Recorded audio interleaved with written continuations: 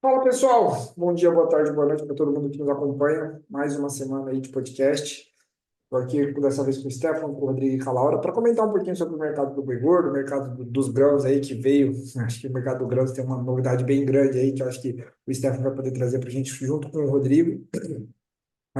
Mas antes de entrar nesses pontos, eu gostaria só de pontuar o que a gente tem visto no mercado físico do boi gordo, né? Mas também alguns dados que foram divulgados, né? Eu acho que o mais importante aí foram os dados tanto de abate do segundo trimestre, né? Que o IBGE finalmente soltou os dados do segundo trimestre aí de abate de bovinos no Brasil.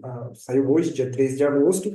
A gente teve aí um volume muito grande de animais abatidos, se eu não me engano, foi o maior volume da história. Vou até pegar esse dado aqui, foram, se eu não me engano, 9,94 milhões de bovinos abatidos no Brasil durante esse segundo trimestre, que é basicamente o maior abate da história. Então, a gente teve um grande volume de animais abatidos durante o segundo trimestre, inclusive na nossa perspectiva, a gente esperava em torno aí de 9,8, 9,7 milhões de cabeças e o número veio acima do que a gente esperava. Então, realmente, o abate de bovinos no Brasil está muito intenso e isso foi reforçado no segundo trimestre do ano. Mas também a gente já começou a olhar os dados de julho, né? A Laurinha vai até trazer um comentário sobre isso. E a gente teve aí durante o mês de julho o maior abate de bovinos da história. A gente teve aí pelos números prévios, assim, a gente pode falar em torno aí de 3,6 milhões de cabeças. A gente está esperando mais ou menos esse volume. Então, provavelmente a gente vai ter um grande volume de animais abatidos agora nos números oficiais, que ainda não foram divulgados pelo IBGE, mas a nossa estimativa já aponta para o maior volume de animais abatidos da história do Brasil. Isso acontecendo em julho 24. E em grande parte aí tem o fato de que teve mais dias úteis durante o mês de julho, mas não só isso, né? A gente, de fato, lida com uma oferta muito grande que isso está sendo abatido. Os frigoríficos estão, de fato, operando em plena capacidade. Então, os números de julho reforçam esse sentimento de uma oferta muito abastada. Mas, eu acho que, até a Laura vai comentar sobre isso, isso não necessariamente refletiu em queda de preços. Mas acho que os números em si mostram o volume de bovinos abatidos no Brasil, e com isso, com esses números, a gente com certeza vai produzir aí, vai abater mais de 38 milhões de cabeças nesse ano de 2024. A nossa projeção é um pouco até mais do que 38 milhões de cabeças, tá? A gente já está flertando com 38,9, mas vão ser basicamente aí 2 anos consecutivos com o abate de bovinos no Brasil crescendo mais de 13%. Esse número impressiona, né? Ainda mais porque em 2022 a gente cresceu 8, 2023 a gente cresceu 13,87%, 2024 a gente tem tudo para crescer mais de 13%, né? Principalmente por conta desses números dos primeiros 7 meses. E se caminhar do jeito que a gente está imaginando, a gente está falando em mais de 10 milhões de toneladas de carne produzida no Brasil. Só para a última referência, né? O último recorde foi em 2023 e a gente teve 8,94 milhões de toneladas produzidas no Brasil. Então a gente vai superar o recorde de 2023 em mais de 1,2 milhão de toneladas. Então impressiona o volume de carne bovina que o Brasil tem produzido durante esse ano de 2024, os abates muito volumosos, sim.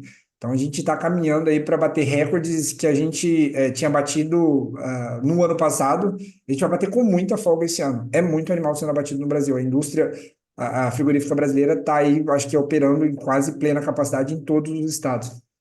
Então, chama a atenção justamente esses números muito fortes de abate e produção no Brasil. Além disso, eu só vou comentar os números da primeira semana de agosto de exportação, que vieram relativamente fortes, tá? A gente teve aí 70 mil toneladas exportadas nos 7 primeiros dias úteis de agosto, só que é um ponto interessante, tá? O nível para uma primeira semana foi um pouco pior do que julho 24, mas ainda assim é uma exportação ainda muito intensa. A gente ainda está exportando bons volumes, tá? Então, se continuar dessa forma, mesmo prevendo uma redução que é normal para as próximas semanas, a gente deve ver uma exportação de mais de 200 mil toneladas de novo no Brasil. Então, mostra ainda a pujança. Mas eu vou trazer para a Laura aqui já comentar um pouquinho sobre o que ela está vendo e a percepção dela sobre o comportamento de preço também, né? Essa relação oferta e demanda e o comportamento de preço agora durante o mês de julho, nessa primeira semana de agosto. Laurinha, o que você trouxe aí pra gente? O que você traz pra gente? Obrigada, Iago. Cumprimentar a todos que estão mais uma semana aí nos acompanhando para entender um pouquinho do mercado agropecuário, né? E no final das contas é como você comentou, né, Iago? O mercado é oferta e demanda, né? Então são as duas mãos do mercado que vão ditar o rumo dos preços. E nós tivemos aí um recorde, né, em julho, pelo menos nos abates CIF, e a gente espera que não só o sistema de inspeção federal também, mas em todos os sistemas, né, quando os dados do IBGE forem de fato divulgados, mas a prévia com os abates CIF nos demonstraram um maior abate para um único mês da história, né? Então, um incremento aí de 10% no volume de animais abatidos, se a gente compara ao mês anterior, que foi o mês de junho. E um ponto que, né, me deixou, na verdade, dois pontos que me deixaram intrigadas em relação a esse número foi, primeiro ponto, não é tanto que a gente tem sentido em relação ao mercado físico, né? Não foi muito o discurso que nós escutamos durante o mês de julho, né? Que seria um discurso. Os dados nos mostraram uma sobreoferta, mas não foi tanto o discurso que nós escutamos ao longo do mês que a gente ouviu, na verdade, falando aqui com o pessoal do mercado físico, né? Realmente os que estão, os compradores e vendedores do boi vivo, né? Foi um mercado talvez um pouco menos ofertado, os frigoríficos indo mais atrás do pecuarista, né? Na tentativa de buscar esse boi, até antecipando um pouco as escalas, né? Então, o que nos sugeriria um mercado menos ofertado. Mas os números foram divulgados e nos impressionaram aí com uma alta, um aumento de 10% no volume de animais abatidos em relação ao mês anterior. Um ponto que eu acredito que isso possa ocorrer, né, como você comentou, um pouco é a influência também do maior número de dias úteis, mas não só isso, tanto que a gente teve um abate diário bastante elevado também. Mas um outro ponto que eu acredito que deve estar acontecendo é a indústria aumentando a sua capacidade de abate. Né? E por a conta estar interessante para o mercado doméstico, exportação também está uma conta interessante, não só em preço, né, mas em volume também. Então, tá fazendo sentido hoje para os frigoríficos aumentarem a sua capacidade de abate e realmente utilizarem todo o potencial de cada uma das plantas. Então, acredito que possa ter influência disso aí, né? Essa, vamos falar, divergência do que a gente estava escutando com o pessoal, com as conversas aqui de mercado físico, em relação aos números que foram divulgados. Então, o primeiro ponto é esse, né? Essa divergência, né? Que a gente observou aí durante o mês de julho. Mas um outro ponto bastante interessante também é que, mesmo batendo esse recorde do volume de animais abatidos, nós observamos os preços subirem mais de 3% no comparativo a junho, que foi um mês que nós tivemos uma oferta menor de animais. E por que isso aconteceu? Basicamente, uma demanda que conseguiu absorver. Nós tivemos o recorde de exportação aí no mês de julho, foram mais de 40% a mais do que foi exportado, se a gente comparar o mesmo período do ano anterior.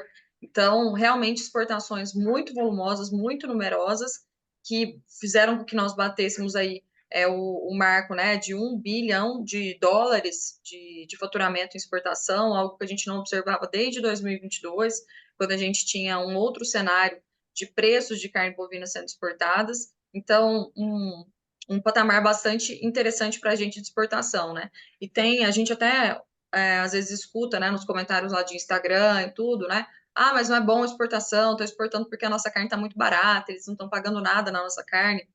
Mas, com certeza, se a gente não tivesse embarcando essas mais de 230 mil toneladas de carne bovina in natura que nós mandamos para fora no mês anterior, e essa carne tivesse sendo direcionada para o mercado doméstico, né, ou pelo menos parte dela, com certeza nós estaríamos vendo preços da arroba bovina bem abaixo do que nós estamos observando atualmente. Então, por mais que nós queiramos aí que realmente a arroba tivesse talvez em patamares mais altos, né, não é interessante para o pecuarista nesses níveis, que estão sendo negociados, mas se a gente não tivesse conseguindo escoar para o mercado internacional, os preços estariam bem piores hoje. Então, acho que é trazer realmente essa relevância que hoje as exportações estão tendo, não como um agregador de preço, não como um adicionador de um bônus, como a gente observou no bônus China, por exemplo, lá em 2021, até meados de 2022, nós chegamos a ver bônus China aí de R$ 40 por arroba. Não é esse cenário em que nós vamos ter um adicional de preços, mas é um cenário em que a arroba tem tido uma sustentação justamente porque esse excesso de animais está sendo, de certa forma, direcionado para fora, né? Então, Ô, Laura, com uma menor oferta no mercado doméstico, a gente consegue ter preços um pouco mais firmes. Oi, Iago. eu acho que tem algumas coisas que a gente pode até comentar num pensamento aqui de já ir no tentando extrapolar o que pode vir a acontecer, né?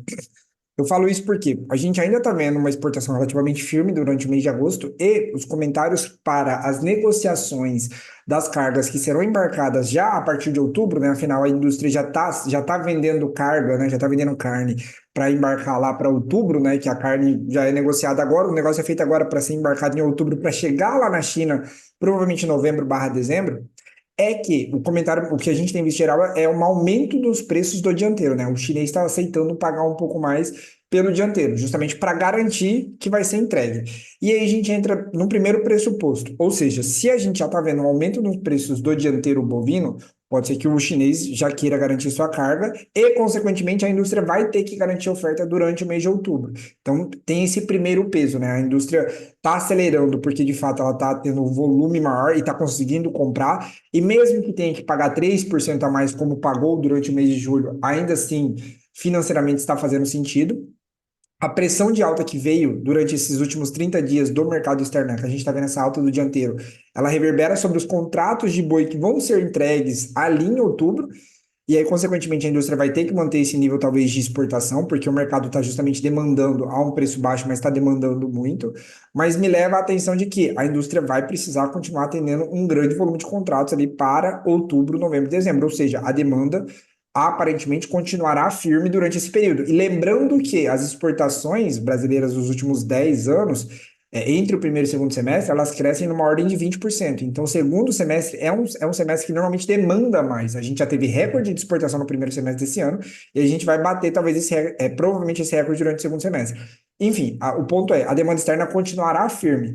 E aí se adicionou um ponto, né? A indústria vai adicionando, digamos assim, linhas de produção, né? Vai adicionando, contratando funcionário, aumentando o turno, para, obviamente, utilizar o máximo da sua capacidade ociosa.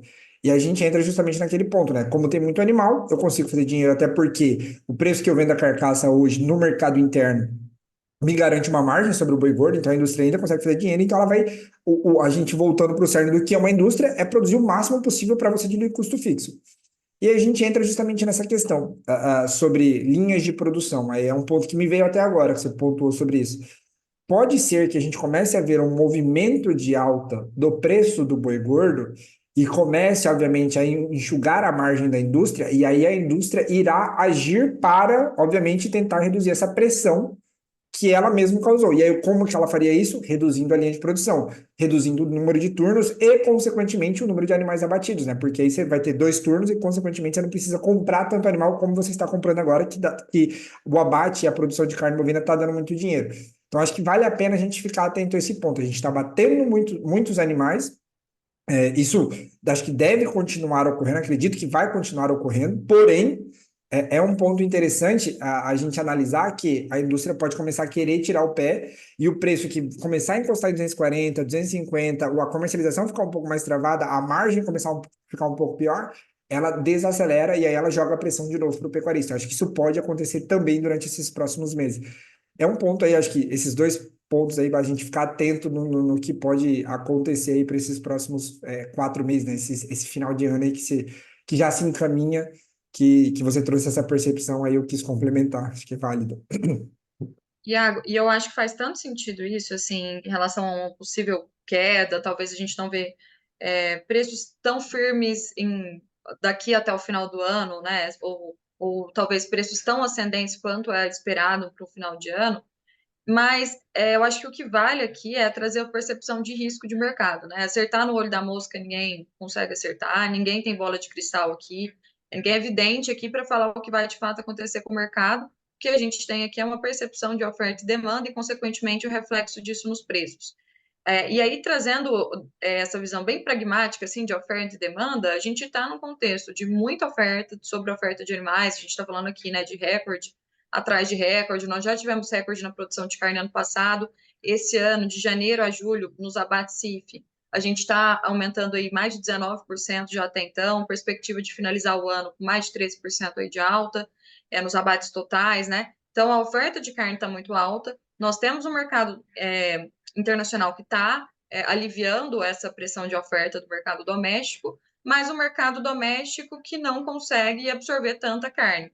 Né? A gente está com o mercado doméstico fluindo um pouquinho mais nessas últimas 2 semanas aí, por recebimento de salários, Dia dos Pais e tudo, mas a gente sabe que o poder de compra do brasileiro ainda está baixo, né? A questão econômica do Brasil ainda é delicada, então acho que não tem muito segredo, né? Uma oferta muito grande, o nosso principal cliente, que é o mercado doméstico, numa situação não tão confortável economicamente, né? Então acho que é trazer essa visão para o pecuarista de que final do ano, com a demanda melhorando aí de final de ano e tudo mesmo, né? De festa de final de ano, a gente deve ter possivelmente preços melhores, mas até lá acho que é um mercado assim com um nível de risco alto, sabe? Não dá para se alegrar também por pouca coisa e deixar e tranquilizar, achar que agora daqui para frente é só alto. Eu acho que o nível de risco do mercado está alto e a gente fala isso justamente não é para pressionar o mercado, não é nada nesse sentido. É justamente para trazer essa percepção para o pecuarista de, ó, toma cuidado, seja prudente na sua negociação, porque tem a oportunidade de você ganhar dinheiro, repor ainda esse ano a preços não tão altos quanto vão ser do ano que vem para frente, né? Para mais trazer esse tom de mercado tá firme, mais cautela, né? Exatamente, exatamente. Eu acho que isso é de suma importância, principalmente quando a gente fala de negociação de opções, de put, né? Para quem quer se resguardar. Afinal, acho que é aquela coisa do caldo de galinha e prudência nunca fizeram mal a ninguém. É isso. Pois bem, eu acho que aí a gente pode pular aqui já para a parte de grãos, porque tem algumas notícias não tão interessantes para o agricultor nesse momento aí. Eu vou pedir para que o Stefan e o Rodrigo comentem o que tem acontecido no mercado de grãos. Stefan, a palavra está contigo. Bom, pessoal, boa tarde, bom dia, boa noite, enfim, para quem está nos ouvindo, mas essa semana, né, o Rodrigo até vai explorar mais os detalhes aí, mas o SDA trouxe na segunda-feira a confirmação de um cenário muito positivo para a safra dos Estados Unidos, tanto para a soja quanto para o milho, mais especificamente a soja, vem numa derrocada aí, né, os dois primeiros pregões da semana praticamente perdendo 50 pontos. Se a gente contabilizar desde a semana passada, né, vamos colocar uma semana, dia 5, dia 6 para até agora, né, a gente já vê perdas em reais a saca aqui no Brasil de praticamente R$ 10. Reflexo, fator cambial, a gente teve um dólar que bateu 5,80, começou a semana passada em 5,80, hoje já flerta ali com patamares abaixo de 5,50, né, uma conjuntura global aí que trouxe esse movimento de correção bem forte do dólar, e principalmente Brasil. Mas falando de cenário, né, do contexto que foi colocado, era o que a gente vinha fazendo algumas ponderações aqui de travas, de fixações, né, de preços que a paridade de exportação naqueles momentos, né, para 24, 25, a gente viu ela nos melhores níveis bater as referências de R$ 140 a saca, nos momentos mais estressantes até então. E agora a gente está falando ali de preço de milho no Porto para o ano que vem, se aproximando ali da referência de R$ 120 a saca.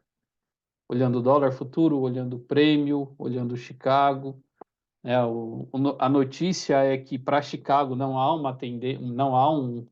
uma, uma percepção de mudança de tendência, porque se há mais estoque nesse final de temporada 23, 24 nos Estados Unidos e uma percepção ainda de elevação de estoques ao final da temporada 24, 25, com uma safra agora que está sendo colocada recorde, próximo de 125 milhões de toneladas, Chicago vai continuar flertando com patamares mais baixos. A não ser que aconteça um cenário bastante de aversão aí à produção aqui na América do Sul, né? A gente está praticamente a 30 dias do início do calendário de plantio em algumas regiões, a não ser que a gente tenha um desafio climático muito forte aqui no Brasil, na Argentina, nos dois países, junto com o Paraguai, a gente possa ver algum patamar aí, algum cenário de recuperação para Chicago. Mas por enquanto, né, a safra norte-americana vai começar a ser colhida dentro aí de um prazo de 3 a 4 semanas, então continua uma pressão negativa para Chicago. E o fato é que essa é a nova, vamos colocar assim, esse é o novo normal, né? O normal que foi aí, pelo menos até meados de 2020, né? Entre 2015 e 2020, a soja em Chicago trabalhando com patamares de 8, 10, 8, 9, 10 dólares o bushel. Então, né, essa realidade chegou, né, o mercado aí totalmente se ajustando, uma percepção ainda de que há muita oferta, ao passo que a demanda não tem o mesmo apetite para acompanhar esse incremento de oferta que está sendo colocado. A nível mundial também, patamares de estoques previstos para 24, 25, acima de 125 milhões de toneladas. Então, é uma condição aí de que o mundo precisa, né, regular de duas formas. Ou você tem estímulos para a demanda esvaziar esse estoque, ou de alguma forma você vai trabalhar com uma correção aí do lado da produção, né? E aí a gente tem dois fatores. Primeiro, clima, que traz sempre uma volatilidade para os mercados, e tem outra percepção, que é a redução de área de produção. Então, isso é o que entra no radar somente para Estados Unidos ano que vem. Então, por enquanto, né, a soja segue com esse mercado aí nessa vertente bem pessimista, né, em relação à precificação, que era o que a gente já vinha colocando aqui. E na outra ponta a gente tem o milho, Brasil terminando de colher sua safra, Chicago também bastante pressionado por uma boa safra dos Estados Unidos. Se eu não me engano, vai ser a terceira maior safra de milho dos Estados Unidos, acima de 380 milhões de toneladas, segunda ou terceira maior safra. Níveis de produtividade recordes, né? Só para ressaltar também, né? Esses próximos 15 dias agora de agosto, o pessoal está rodando aí o cinturão agrícola, as principais regiões produtoras dos Estados Unidos, fazendo os levantamentos de safra, fazendo os famosos crop tour, e esse número ainda de produtividade tende a ser corrigido para cima ou para baixo, mas pelo contexto que está sendo colocado, de condições de lavouras, de clima, toda essa safra norte-americana aí, tudo para entregar ainda um volume maior do que o SDA apresentou até então. E o mercado brasileiro de milho sente aí, né, a precificação de exportação, né, o preço do milho nos portos, casa de R$ 61, R$ 62 reais a saca. Nas últimas 2 semanas, né, conversando com clientes, todo mundo reportando, principalmente aí, elevação de preço do mercado físico do milho em algumas regiões, Mato Grosso, Goiás, Tocantins. É final de safra, o produtor está comercializando de forma cadenciada, está terminando de colher, tudo tendendo aí para ser um mercado de milho, vamos colocar, com pouca movimentação, com pouca liquidez daqui para frente. Exportação não tem um movimento aí tão forte igual foi os 2 últimos anos, né? Se a gente olhar hoje o número de exportação, ele tende a repetir o ano de 2019, uma tendência de sobrar mais estoques de passagem no mercado de milho brasileiro, mas por enquanto uma tendência de mercado firme, uma projeção de mercado firme. O mercado doméstico está pagando melhor em condições ou até mesmo em valores do que a exportação está pagando. Se a gente olhar principalmente a indústria de etanol, chega a pagar R$ 2 acima do preço de exportação. Então, uma conjuntura de milho no curto prazo, aí, pelo menos até meados de setembro, outubro, mercado mais firme. Aí a gente vai ter que olhar para o milho primeira safra, que já está com o plantio dando os primeiros passos no Rio Grande do Sul, olhar para esse cenário climático, e olhar para o calendário de soja, como que vai ser o andamento do plantio de soja, como que vai ser o andamento da safra de soja, porque se tudo correr muito bem com a safra de soja, mesmo sendo, às vezes, tendo até alguma quebra de safra, esse milho pode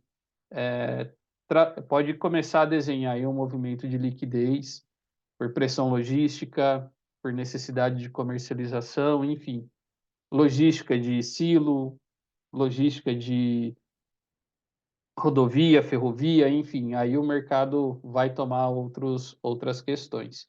E aí, para 24, 25, para a safrinha também ainda olhar, né, olhar um pouco o que o produtor norte-americano pode desenhar. É fato que tudo ainda tem muito jogo aí para acontecer, mas a conjuntura macro desse momento, né, é de um mercado bastante ofertado, tanto para a soja quanto para o milho, e que não há espaço aí, pelo menos, para movimentações expressivas de recuperação. E aí queria passar para o Rodrigo para trazer mais detalhes. Bom, vamos lá, Stefan. Bom dia, boa tarde, boa noite a todos os ouvintes aqui do nosso podcast. Como o Stefan pontuou, ontem nós tivemos a atualização dos dados de oferta e demanda agrícola mundial por parte do USDA, e especialmente para a soja, jogou um balde de água fria para a precificação em Chicago. Né? O Departamento de Agricultura dos Estados Unidos ele elevou as estimativas de área, produtividade e produção para a temporada 2024-25 nos Estados Unidos, que acabou também influenciando os dados de oferta e demanda da oleaginosa a nível mundial. Então, além do incremento de área, o USDA elevou a produtividade norte-americana de 52 para 53,2 bushels por acre.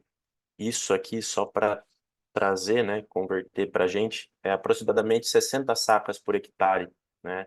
Os 53,2 bushels por acre é exatamente 59,63 sacas por hectare, né? O que também resultou em uma elevação da produção esperada em 24, 25 nos Estados Unidos. É o teto produtivo, né? 124,90 milhões de toneladas e, consequentemente, trouxe um incremento dos estoques finais na temporada, apesar também do ajuste positivo para as exportações norte-americanas.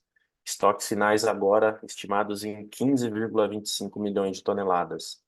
Então, esses dados atualizados, né, resultaram em uma continuidade de queda para os preços futuros em Chicago, né, tanto o vencimento mais curto, amanhã, na quarta-feira, nós teremos a liquidação, de fato, do vencimento a agosto.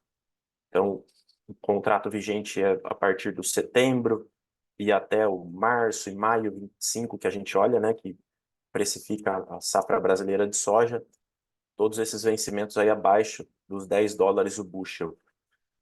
Vencimento novembro, que representa a entrada da safra norte-americana, que é o vencimento mais líquido atualmente, fechamento aqui do pregão regular a 9,63 dólares o bushel, aqui próximo, a gente está falando aqui às 3h46 da tarde. Então, menor patamar aí desde meados de setembro de 2020, sem sinais de recuperação no curto prazo, né, em Chicago, analisando o gráfico diário, não, aqui mais tecnicamente não temos o suporte de preços, né, ele perdeu ao longo das últimas sessões a referência dos 10 dólares o bushel, então aproveitem, né, qualquer repique de preços aí vale muito a atenção, né, os preços se afastaram de importantes médias móveis, como eu disse, eles vêm renovando importantes mínimas e muita atenção. Esse sinal negativo de Chicago, né, combinado a um recuo do câmbio, como o Stefan pontuou, também foi refletido para precificação doméstica aqui no Brasil. Vou trazer mais ao final aí, base Paranaguá, os níveis de preço. Para o milho, também no dia de ontem o USDA atualizou seus números, mas diferentemente da soja, nós tivemos um fechamento positivo em Chicago no dia de ontem. Isso porque, apesar do departamento norte-americano ele revisar para cima a produtividade e a produção norte-americana, ele também elevou o programa de exportação do cereal em 24, 25 nos Estados Unidos e refletiu em uma diminuição dos estoques finais por lá, né, na temporada atual. E também no mundo em 24, 25. Então, isso trouxe um fechamento positivo para as cotações em Chicago, que também estão em tendência de baixa, mas aí um viés um pouco mais lateral. Se a gente analisa aqui o vencimento dezembro, fechamento de hoje, 13/8, né, a sessão regular, abaixo dos 4 dólares o bushel, né, 3,97 dólares o bushel para ser mais exato aqui. Vencimento setembro a 3,78 dólares o bushel. Então, esse cenário que nós tivemos em termos de precificação para Chicago e essa volatilidade que já é comum, né, em dias de divulgação do relatório WASD, né, relatório de oferta e demanda agrícola do USDA.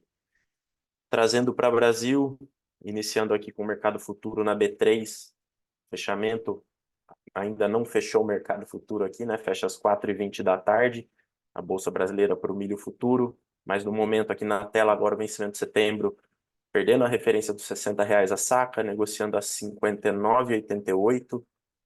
Aqui sim, um contexto de preços lateralizados, né? A média móvel de 20 período que nos dá a tendência de curto prazo, ela está inclinada para cima, porém o preço já está abaixo dela e nós temos esse contexto mais lateral. O suporte relevante que a gente observa no curto prazo é os R$ 59,43 a saca, que é um fundo de preços do final de julho. Foi a mínima atingida em 31/7 para o contrato setembro 24. A mercado físico, no dia de ontem, nós tivemos o indicador base CPEA Campinas, né, para o milho, a 59,07, então ainda apresentando um viés de sustentação. Se a gente compara com a segunda-feira passada, o indicador veio a 59,14, então ainda acima dos R$ 59 a saca, né, preço de paridade de exportação, referência a setembro em diante, acima dos R$ 62 a saca. Se a gente alonga isso para o final do ano, novembro, dezembro, isso chega a R$ 65, R$ 66 a saca. E aqui sim, para a oleaginosa, indicador CPEA base Paranaguá, no dia de ontem, ele veio a R$ 133,05 a saca. Se a gente compara com a segunda-feira passada, né, na nossa reunião semanal, veio a R$ 139,58. Foi o fechamento da segunda-feira anterior. Então, aí um recuo de mais de R$ 6 a saco, que também é observado no interior do país, né? As referências aí, os preços internos recuando diante dessa combinação que nós pontuamos entre Chicago e câmbio, né? Prêmio de exportação, ele teve uma valorização, né? Mas essa valorização ela não foi suficiente para compensar essa queda combinada, vamos assim dizer, de Chicago com o câmbio. Acho que esses foram, né, os principais fatores, esse balanço forte nesse início de semana. Ontem foi a divulgação do relatório do SDA e hoje pela manhã nós tivemos também a atualização da Conab. Então, um mercado aí bastante volátil e com esses fechamentos negativos, muita atenção. Abrir aqui pegando o gancho, né? O mercado de boi gordo sem muita oscilação, que a gente já vem pontuando, né? Apesar de hoje estar no vermelho, aqui as cotações futuras, olhando o setembro, o outubro, em viés ainda um pouco lateral, né? O boi outubro, PGIV 24, negociando na tela agora 242,90. Hoje apresentando uma volatilidade ainda um pouco maior, né? Renovou uma máxima aqui em 245, já bateu na mínima do dia 24205 e agora, né, o último negócio é 242,90. Acho que é isso. Show de bola, Rodrigão. Show de bola, muito bom.